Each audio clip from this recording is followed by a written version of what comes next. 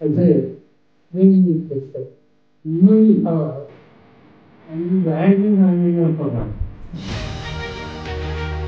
तो असली पवार कौन है और बाहरी कौन? इस एक सवाल पर बारामती का पारा बढ़ा हुआ है।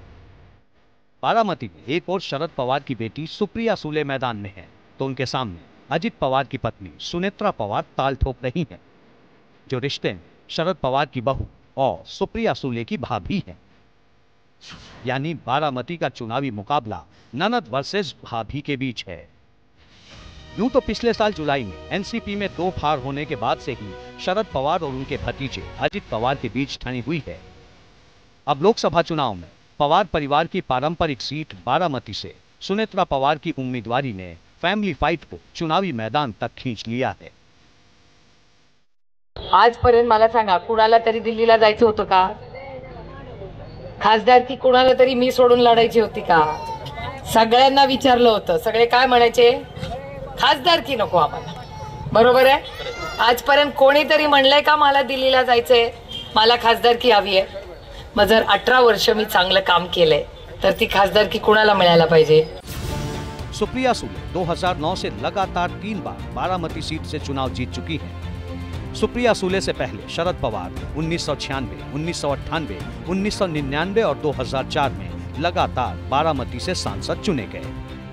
यानी बारामती पवार परिवार का गढ़ है। किसी दूसरे दल के लिए बारामती में पवार परिवार को चुनौती देना आसान नहीं। लेकिन इस बार कहानी अलग है, समीकरण अलग है, क्योंकि 2024 के चुनाव में बारामती में एनसीपी का मुकाबला एनसीपी से ही है, पवार का मुकाबला पवार से ही है, चाचा का मुकाबला भतीजे से है और ननद का मुकाबला भाभी से है। अब सुनिए परिवार की चुनावी जंग पर सुनेत्रा पवार का क्या कहना है। मेरी उम्मीदवारी जो है जनता की मांग थी, और जहाँ भी जाते हैं इतना सारा पॉजिटिव वाइब्स और जितने सारे लोग, जितने सारा जोश है, उसे तो बहुत पॉजिटिव लगता है। एक तथ्य ये भी है कि बारामती सीट पर गठबंधन धर्म के चलते किसी और पार्टी मसलन बीजेपी, कांग्रेस या फिर शिवसेना के दोनों गुटों ने अपना उम्मीदवार नहीं उतारा है।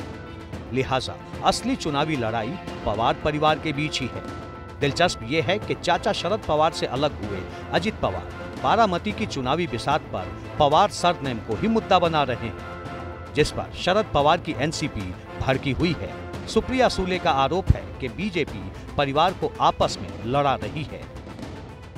आणि मग ना त्यांच्याकडे एखादा कॅन्डिडेट आहे, आमचं घर फोडून आमच्या घरातली एक महिला त्यांना लागते, ह्याचाच विचार करा ना. आमची माऊली मोठी वहिनी म्हणजे आईच्या समान असते.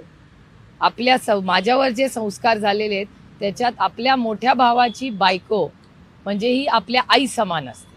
त्याच्यामुळे आमच्या आईला त्यांनी इलेक्शनमध्ये भारतीय जनता पक्षांना उतरावं लागतंय. बारामती में दोनों ओर से तर्कों के तीर चलाए जा रहे हैं, एक दूसरे पर आरोप भी लगाए जा रहे हैं। अब फैसला जनता को करना है कि वो किस पवार को अपना प्रतिनिधि चुनती है।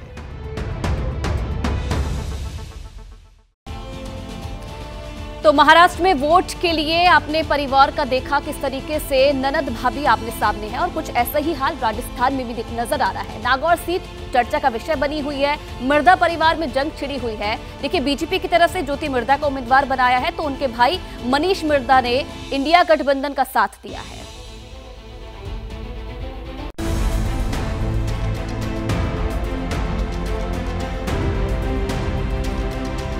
पहले संविधान में संशोधन वाले बयान पर बवाल।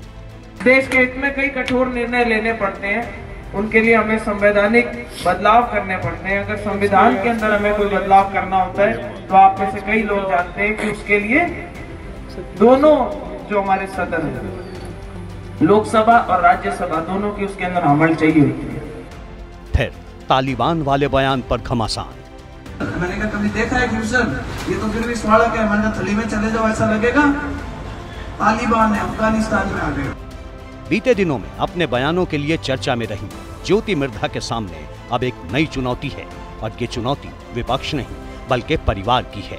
ज्योति मिर्धा के भाई मनीष मिर्धा ने उनके खिलाफ मोर्चा खोल दिया है। मैं तो सिर्फ उतरी हांडी कही हो, तो उतरी हांडी ने सही जगह तो मोदी जी पुगा दियो। ज्योति मिर्धा को बीजेपी ने राजस्थान की नागौर सीट से प्रत्याशी बनाया है।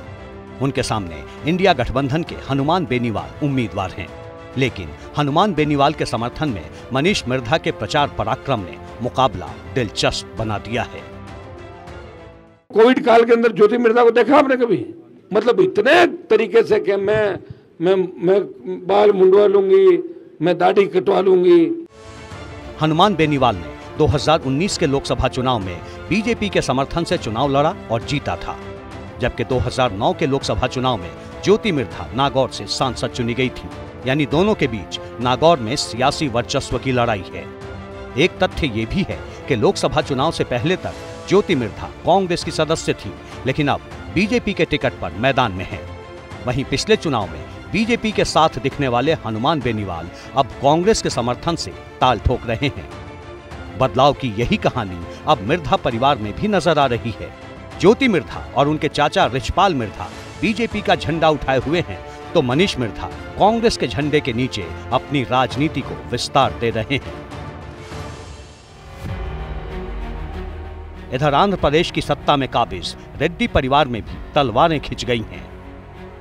आंध्र प्रदेश की कडप्पा लोकसभा सीट पर वाईएसआरसीपी के मुखिया जगन मोहन रेड्डी ने अपने चचेरे भाई वाईएस अविनाश रेड्डी को उम्मीदवार बनाया है, जबकि हाल ही में वाईएसआरसीपी छोड़कर कांग्रेस में शामिल हुई जगन मोहन रेड्डी की बहन वाईएस शर्मिला ने भी यहां से ताल ठोक दी है। वाईएस शर्मिला आंध्र प्रदेश के मुख्यमंत्री वाईएस जगन मोहन रेड्डी की छोटी बहन है। वो पिछले लोकसभा चुनाव में पूरी ताकत के साथ वाईएसआरसीपी को जिताने के लिए काम कर रही थी, लेकिन बाद में जगन मोहन रेड्डी से मनमुटाव के बाद अपनी अलग पार्टी वाईएसआरटीपी बनाई, जिसका इसी साल जनवरी में कांग्रेस में विलय हो गया। और अब जगन मोहन रेड्डी और उनके चचेरे भाई वाईएस अविनाश रेड्डी के सामने चुनौती बनकर खड़ी हैं।